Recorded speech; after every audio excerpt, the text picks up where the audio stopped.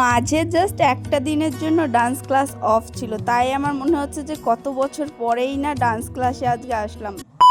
Hello everyone, কেমন আছো তোমরা সবাই? আশা করি সবাই খুব ভালো আছো, আর আমি তো খুবই ভালো আছি।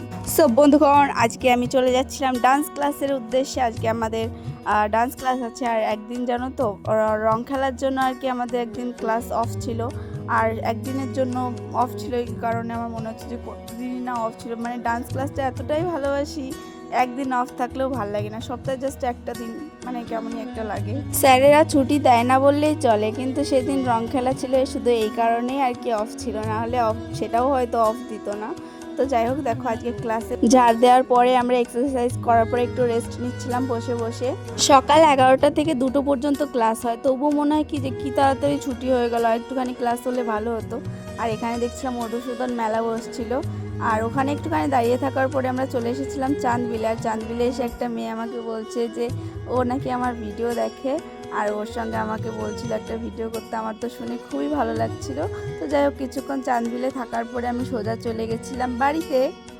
তো গাইস, আজকে আমি মাংস রান্না করতে চলেছি, তোমাদেরকে দেখাচ্ছি, চলো তোমরা আমার সঙ্গে থেকো।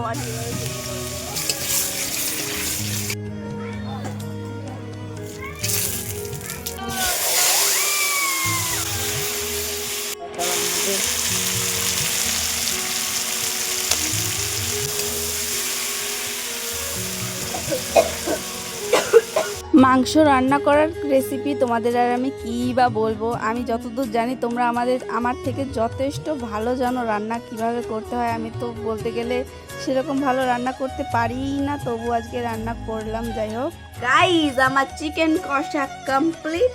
এখন আমার দিদিকে যাব দিতে, বিকজ আমার দিদির না প্রচণ্ড জ্বর এসেছে, আর ঝাল ঝাল মাংস ওর খেতে খুব ভালো লাগবে।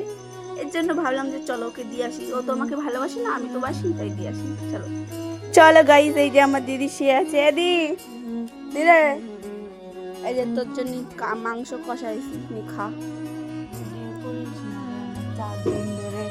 মাথা চুল আসলাই না। গাইজটা জানে তুই পাগল, তাই না গাইজ? আমি পাগল, তোর মা পাগল। নাও মাকে খেতে বলো তাড়াতাড়ি, নাও একটা টেস্ট করে দেখ তো কেমন খেতে হয়েছে। আমি রান্না করেছি আজকে গাইস, ওর কাছ থেকে রিভিউ নেব। এই ওটা তো মাংস নাকি? ওটা তো রসুন। ভাল লাগছে তো?